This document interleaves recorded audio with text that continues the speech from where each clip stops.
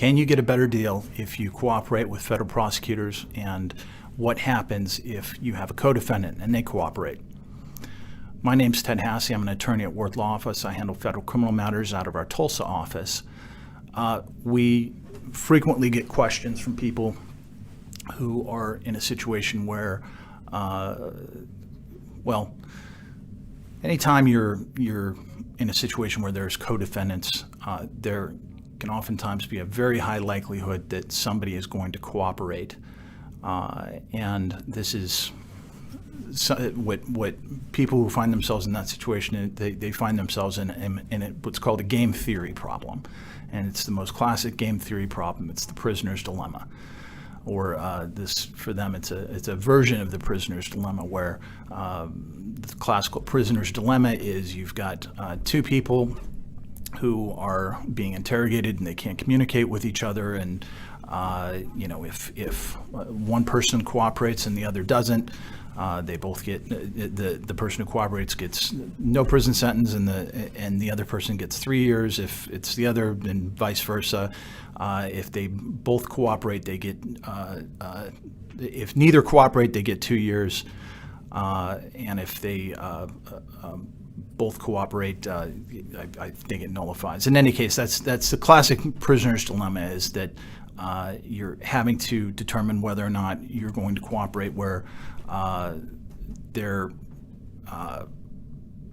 can be a situation where you don't know what the other person is going to do, and there's a lot of sort of procedural steps put in place and ways to ensure that the government keeps the advantage in this situation, creating sort of that game theory prisoner's dilemma, to prevent each of the parties of coordinating and ensuring that the other one doesn't talk.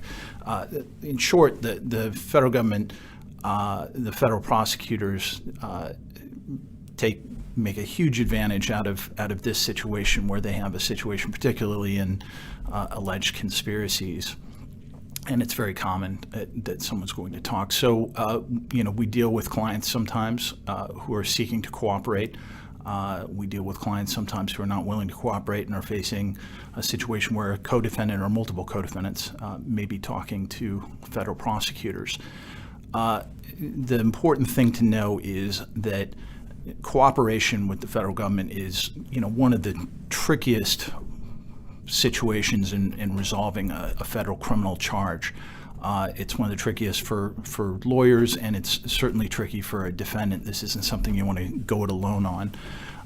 The process, which I won't go in depth right now, but it generally starts with what's called a Rule 11 meeting. You get a letter provided to you by the U.S. Attorney's Office, the federal prosecutors, by which you agree to sit down and talk in such a way that they have limitations on the ways that they can use the information that you provide in that meeting. It's a way for them to feel you out, see if you're being honest. It's a way to potentially, limit the risk if you do end up in a situation where you don't make a deal. Again, it's tricky. This is all part of a dance that ultimately leads to usually a plea agreement. It can be very unpleasant, these kinds of meetings. And, the most important thing I think people should know is, if they're caught cold, they are likely in a situation where they're going to want to make some sort of plea agreement. And if cooperation is part of that, you don't want to just go in and give it all up and get nothing back. You want to be working with a professional who knows how to help you and walk you through the steps to get the best possible outcome under the circumstances. If you're facing a criminal investigation or you've been indicted under federal criminal charges, feel free to give us a call. We're happy to consult with you and tell you what we can do and how we can help. Again, my name is Ted Hassey. We can be reached at 918-932-2800.